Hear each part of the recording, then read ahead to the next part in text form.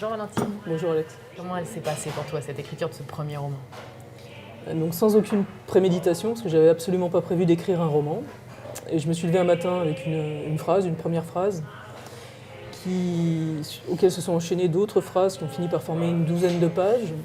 Et en fait, 2-3 jours après, je suis revenue parce que ce personnage, donc il y avait une elle, m'intriguait quand même. Et donc j'ai écrit la suite de ces premières 12 pages, et puis ensuite la suite, enfin, comme ça 5-6 jours d'affilée. J'ai avancé à vue, mais au jugé, au jour le jour, je regardais évoluer le personnage, je la suivais à la trace, enfin, je sais pas, je peux même pas dire que je la précédais, on était à peu près synchrone, mais j'étais assez curieuse de ce qu'elle allait faire. Et c'est ce qui me faisait écrire tous les matins, la faire avancer un peu plus, quoi. Et je dirais que quand on écrit, on est alternativement chacun de ces personnages, on essaye de comprendre qui ils sont, ce qu'ils peuvent éprouver à certains moments. Et ça oblige effectivement à se diviser. Et chaque personnage, il y a beaucoup d'intériorité aussi dans des points de vue internes, donc ça suppose à certains moments d'endosser le personnage pour un chapitre ou deux chapitres. Mais ça. Mais on a une image de toi, voilà, d'une personne assez discrète, calme. Et là, on a une écriture qui est parfois assez crue, violente. Un personnage que je dirais trash, tu sais, je n'ai pas vraiment le mot français.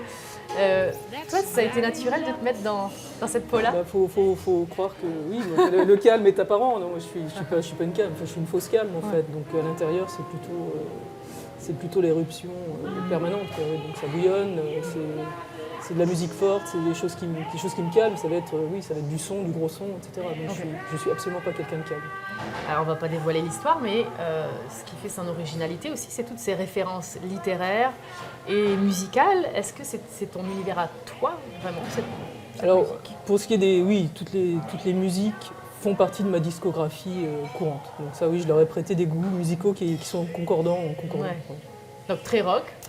Pas mal rock, oui, pas mal rock. Puis bon, après, il y a des choses... il peut y avoir du blues et du jazz aussi, même de l'indus, enfin, des choses...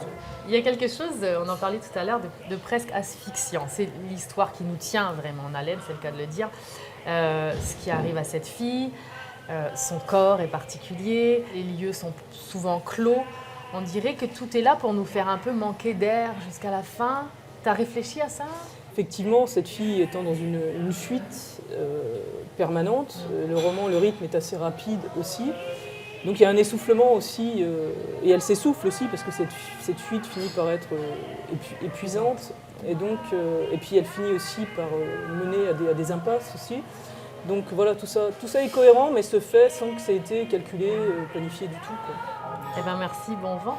Merci à toi, Bon voyage. merci beaucoup. Merci.